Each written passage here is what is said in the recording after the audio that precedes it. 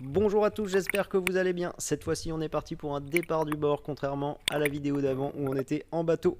Et je vous révèle le gagnant à la fin de la vidéo de la montre Profondimètre d'Ivonea qui était en jeu dans la vidéo d'avant.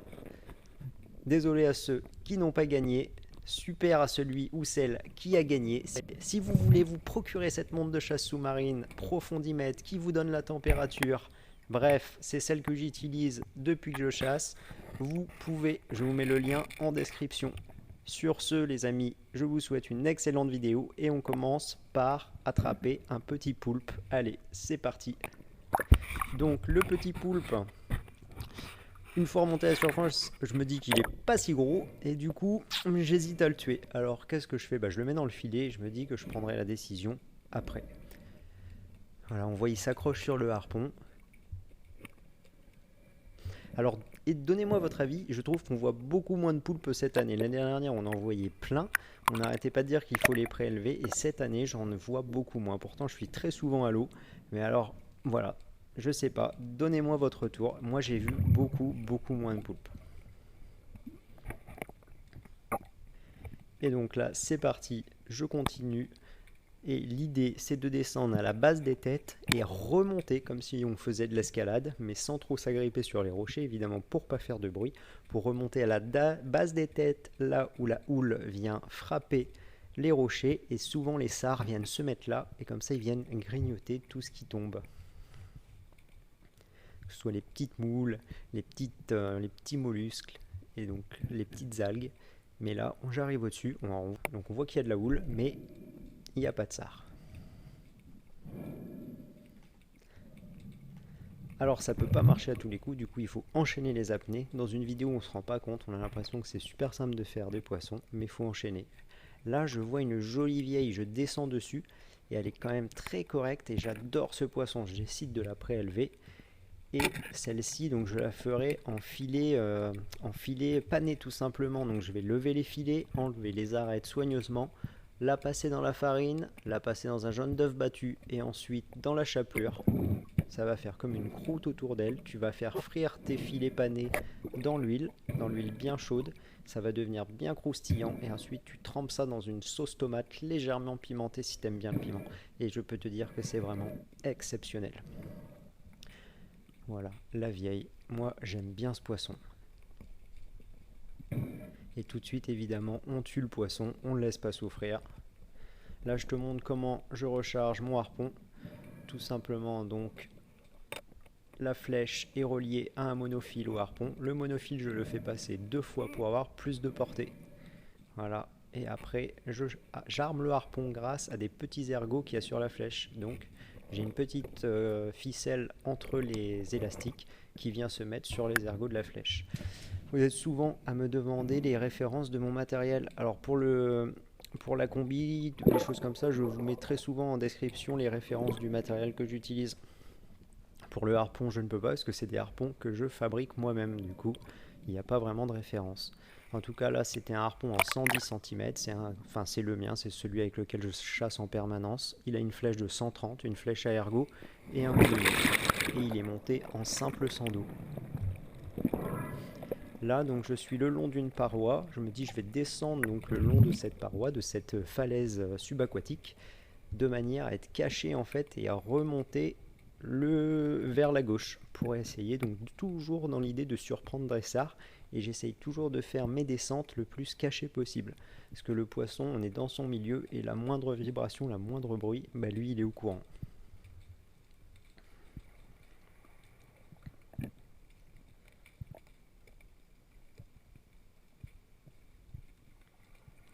Mais pareil que la fois d'avant, ça marche pas à tous les coups, donc il faut enchaîner, t'enchaînes les apnées et à force ça va finir par payer. Là j'en refais une nouvelle. Je descends à la base d'une tête, je rentre dans une faille. Là, je m'avance dans cette faille. Je vois rien. Je regarde à droite. Je vois qu'il y a une crête qui monte. Ah, je ne sais pas si tu les vois, il y a des sards. Donc, qu'est-ce que je fais? Je vais à la base donc d'une autre crête et je vais remonter. Je remonte, je remonte, je remonte. Là, on commence à les voir. Je sais pas si tu vois bien à la caméra. Voilà, on en voit. Je sais que j'ai de la portée. Et voilà. Et le premier sort de la sortie. Tu vois, ça c'est grâce au passage du double monofil que j'ai de la portée. Le fait de le passer 2 fois, ça tire plus loin. C'est pas juste, en fait, c'est pas grâce au moulinet, parce que le moulinet il sert à rien pour la portée. C'est vraiment le fait d'avoir passé le monofil en double. Le moulinet, par exemple, il est là si tu coinces ta flèche au fond de l'eau, au moins tu peux remonter, quoi, sans lâcher le harpon. Et donc après ce premier sard de la sortie qui fait bien plaisir, on continue. Donc une vieille pour l'instant et un sard. Et l'idée, ça va être toujours pareil, de descendre à la base des têtes le plus souvent possible pour ensuite remonter, toujours remonter, parce que au moment donc de la marée montante, les sards viennent à grignoter tous les petits organismes qui se détachent.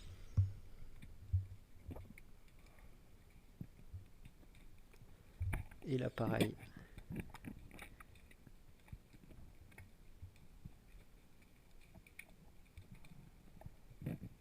Donc là je me mets dans une faille, on est plus sur de l'agachon cette fois-ci. J'attends de voir si quelque chose arrive.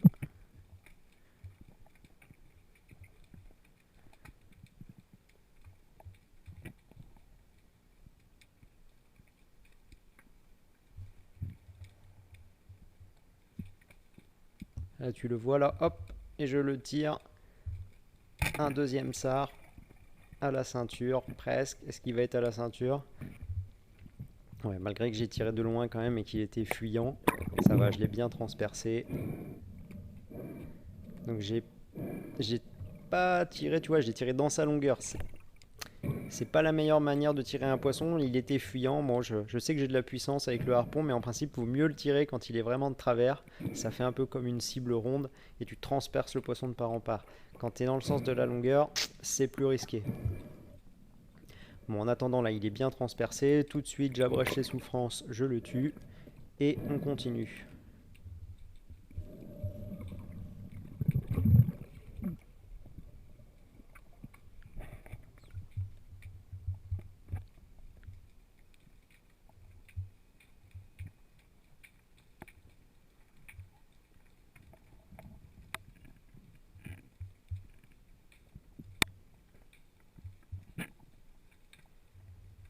Là, je suis à la base d'une faille, je remonte. Je remonte, je remonte. Je remonte cette fois vers une tête qui était sur ma gauche. J'arrive entre deux roches, il n'y a que ma tête qui dépasse. On a l'impression que je suis haut, mais ça c'est parce que la caméra elle est sur ma tête. Hop, on voit qu'il y a des sards. Mais alors là, ils explosent tous. Hop, genre il fait peur, ils m'ont aperçu, fini. Là, une fois que les sards ils t'ont grillé comme ça, tu peux revenir, mais voilà, une demi-heure, trois quarts d'heure après. Là, quand ils ont vraiment explosé en groupe, t'entends les queues qui claquent sous l'eau. Vraiment, ils envoient un signal de détresse, ils reviennent pas tout de suite.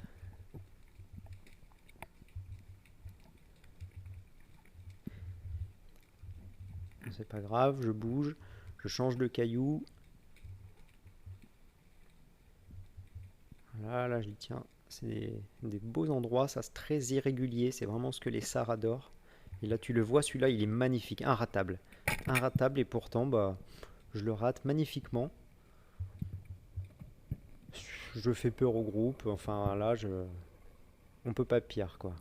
J'ai tiré trop devant.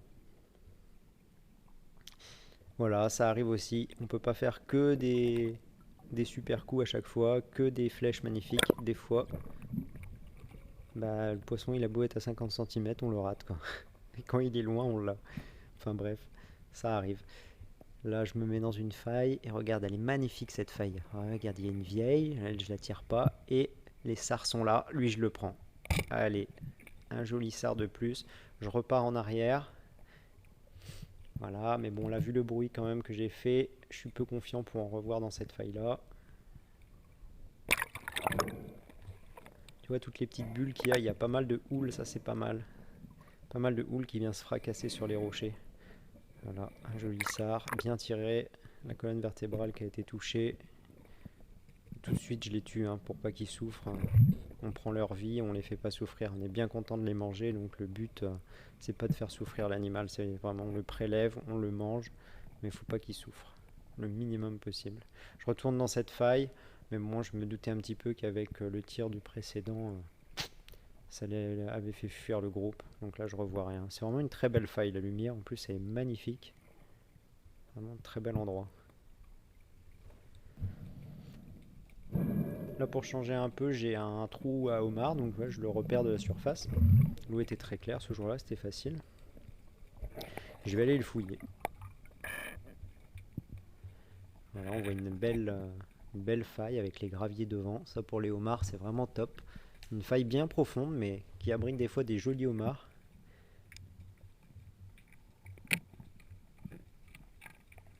Voilà, j'enfonce le harpon assez loin pour voir s'il y en a un qui sort. Et non, ce jour-là il n'y a personne. Ce jour-là il n'y a personne. Du coup, bah, je remonte. Tant pis. Ça peut pas marcher à tous les coups les homards non plus. Là je suis sorti parce que j'avais un peu froid, du coup je te montre les poissons au cours de la pêche. Voilà, les 3 sards et la vieille.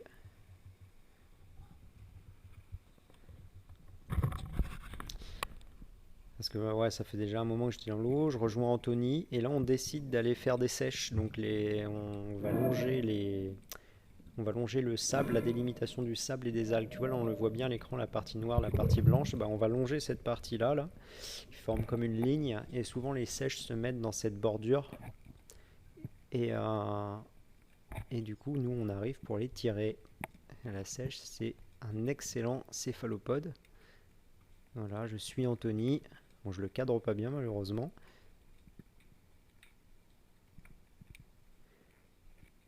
Et on guette s'il n'y a pas une sèche ensablée ou en train de chasser voilà, en pleine eau. Des fois ça arrive, hop, elles sont décollées du fond.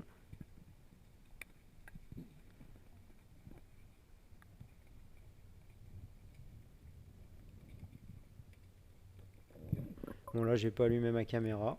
Donc tu vois j'en ai fait une, j'ai même pas tiré en fait, j'ai juste planté la flèche dedans, elle était dans le sable.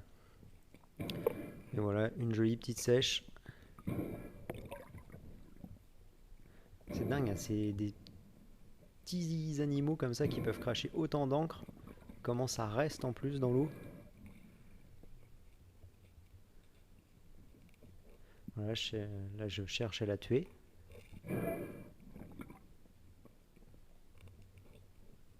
Il y a une partie qui est bien blanche, donc là c'est une partie qui est morte.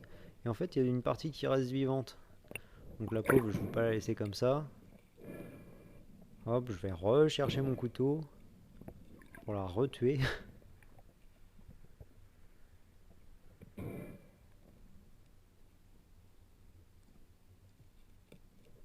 Voilà, en fait quand elle devient entièrement blanche, la sèche, là c'est qu'elle est morte.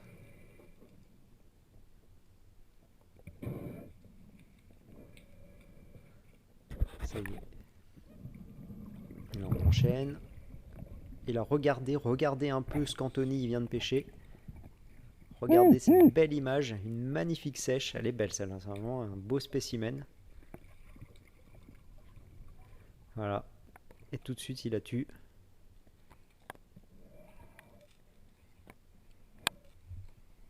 Toujours pareil, on met le couteau à la base de l'os. Bon, et finalement l'histoire du petit poulpe, bah, c'est que je le trouvais trop petit, du coup j'ai décidé de le relâcher, puis je vous ai filmé son petit plongeon. Voilà, vraiment un bel animal.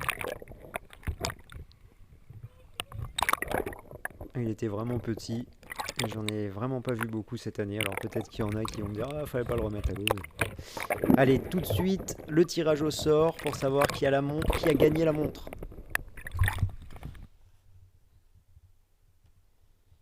Alors quand je fais le tirage au sort, on est mardi 17 octobre à 18h46. Vous avez été 98 à participer au total. Vous n'avez pas été énormément, donc ça laisse beaucoup de chance à ceux qui ont participé. La vidéo n'a pas été beaucoup vue vu que ça faisait longtemps que j'avais pas mis de vidéo sur YouTube. La vidéo est sûrement pas très mise en avant, mais tant mieux pour vous parce que vous avez été que 98 à participer. Ça vous laisse beaucoup plus de chance. 2, 1... Et le gagnant, Simon Cariou, félicitations à toi. Donc merci pour toutes les belles vidéos, tu as bien mis je participe, donc tu es le gagnant de la montre de chasse Profondimètre d'Ivonéa. Désolé pour les autres, si vous voulez vous la procurer, je vous la mets en description. En attendant Simon, donc tu vas en bas de la vidéo et tu m'envoies par mail ton adresse que je communiquerai directement à Divonéa pour qu'elle t'envoie la montre chez toi. Félicitations à toi, félicitations à vous, à bientôt, prenez soin de vous et ciao!